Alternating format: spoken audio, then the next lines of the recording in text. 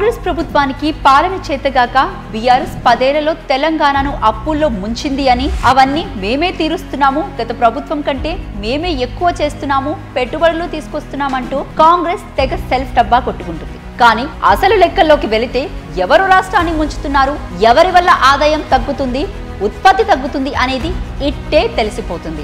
ఇక్కడ చూసుకున్నట్లయితే మనకి జీఎస్డీపీ అంటే స్థూల రాష్ట్ర దేశీయ ఉత్పత్తి 2014-15 5,05,849 కోట్లు, 2023-24 15,01,981 కోట్లు. 10 ఏళ్లలో తెలంగాణ జీడీపీ 196.9% పెరిగింది. తెలంగాణ జీఎస్డీపీ 2014-15లో 5.5 లక్షల కోట్ల నుంచి 2023-24 నాటికి 196.9% వృద్ధితో 15.1 లక్ష కోట్లకు పెరిగింది.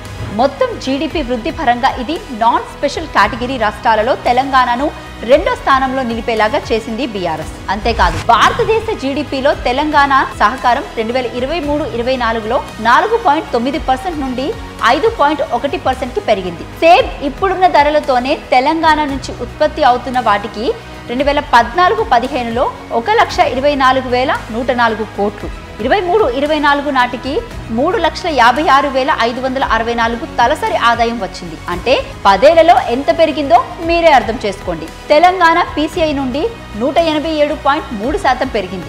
ఇదే కాలంలో భారత పీసీఐ 112.59% మాత్రమే పెరిగింది. భారతదేశం కంటే కూడా తెలంగాణలోనే ఎక్కువ పెరిగింది, అది కూడా బీఆర్ఎస్ హయాంలో. ఇకపోతే మన తెలంగాణ నుంచి ఎక్కువగా ఉత్పత్తి అయ్యేది ఏమైనా ఉంది అంటే అది వరి, పత్తి. 34.97 లక్షల ఎకరాల్లో 1,00,000 టన్నుల వరి, 41.83 లక్షల ఎకరాల్లో 18.45 లక్షల టన్నుల పత్తి దిగుబడి వచ్చింది. దీనికి కారణం మనకు పంటకు సరైన నీరు అందకపోవడం, ప్రాజెక్టులు లేకపోవడం. కానీ 2016 నుంచి బీఆర్ఎస్ ప్రభుత్వం ఈ రంగం వృద్ధిని పెంపొందించడానికి, రైతుల ఆదాయాలను పెంపొందించడానికి మరియు రైతుల సంక్షేమాన్ని మెరుగుపరచడానికి అనేక కార్యక్రమాలు చేపట్టింది. కాళేశ్వరం ప్రాజెక్ట్, మిషన్ భగీరథ అంటూ రైతుల పంటకు సరిపడా నీటిని అందిస్తూ వారి వెనుక ఉండి నడిపించింది బీఆర్ఎస్ ప్రభుత్వం. అందుకే 2023-24 సంవత్సరంలో వ్యవసాయ రంగాన్ని చూసుకుంటే 260.881.18 కోట్ల ఎకరాల్లో 1,00,000 టన్నులు, 26.344.92 లక్షల ఎకరాల్లో 1,00,000 టన్నుల దిగుబడి వచ్చింది. ఇది కదా బీఆర్ఎస్ చేసిన అభివృద్ధి. ఇంకా మీకు డౌట్ ఉంటే ఆన్లైన్లో సెర్చ్ చేస్తే వెంటనే డీటెయిల్స్ వస్తాయి, వెళ్ళి చెక్ చేసుకోవచ్చు. ఎందుకంటే కాంగ్రెస్ మంత్రులు అది చేశాము ఇది చేశాము అని మీడియా ముందుకు వచ్చి 10 ఏళ్లలో బీఆర్ఎస్ అప్పులు చేసింది, మేము వచ్చిన తర్వాత 6 నెలల్లోనే ఇంత రుణమాఫీ చేశాము, 6 గ్యారంటీలు అమలు చేస్తున్నామంటూ అబద్ధపు మాటలు ఎప్పుడు చెప్పలేదు బీఆర్ఎస్ తన 10 ఏళ్ల పాలనలో. 2014-15 నుంచి 2023-24 నాటికి తెలంగాణలో మొత్తం సాగు విస్తీర్ణం 1.31 కోట్ల నుంచి 2.9 కోట్ల ఎకరాలకు పెరిగింది. ఇక బీఆర్ఎస్ హయాంలో జరిగిన పశు సంవర్ధక అభివృద్ధిని చూసుకున్నట్లయితే ఇక్కడ లెక్కలున్నాయి. 2014-15లో పాల ఉత్పత్తి 42.7 లక్షల టన్నుల నుండి 2023-24 నాటికి 57.22 లక్షల టన్నులకు పెరిగింది. అదేవిధంగా మాంసం ఉత్పత్తి 2014-15లో 5.5 లక్షల టన్నులు ఉండగా 2023-24 నాటికి 10.97 లక్షల టన్నులకు పెరిగింది. గుడ్ల ఉత్పత్తి 2014-15లో 106 కోట్ల గుడ్లు, 2023-24 నాటికి 184 కోట్ల గుడ్లకు పెరిగింది.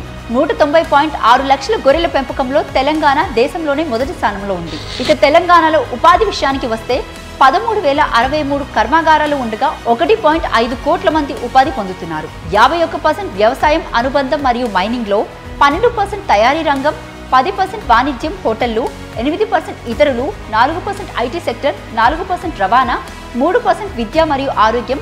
2022-23లో భారతదేశంలోని మొత్తం ఫ్యాక్టరీలలో తెలంగాణ 5.16% వాటాను కలిగి ఉంది. అన్ని రాష్ట్రాలలో మరియు యూటీలలో 8వ స్థానంలో ఉంది. తెలంగాణలో యొక్క మొత్తం కాంట్రాక్ట్ విద్యుత్ సామర్థ్యం 12,576 మెగావాట్లు. ఇందులో 44.8% రాష్ట్రం, 19.8% కేంద్రం మరియు 35.5% ప్రైవేట్ ద్వారా ఉత్పత్తి చేస్తుంది. ప్రైవేట్ సెక్టార్ యొక్క మొత్తం కాంట్రాక్ట్ సామర్థ్యం 6,944 మెగావాట్లు. ఇందులో 86.2% సౌరశక్తి, 6.3% గ్యాస్ ఆధారిత శక్తి, 3.9% ఉష్ణశక్తి. నల్గొండ జిల్లా దామచర్లలో Yadadri ultra mega thermal power point నిర్మాణం బీఆర్ఎస్ చేపట్టింది. 4,000 మెగావాట్ల సామర్థ్యంతో పనులు చివరి దశలో ఉన్నాయి. రాష్ట్ర ప్రభుత్వం వ్యవసాయ రంగానికి విద్యుత్ ప్రాధాన్యత ఇస్తుంది. 28.80 లక్షల మంది వ్యవసాయ వినియోగదారులు ఉన్నారు.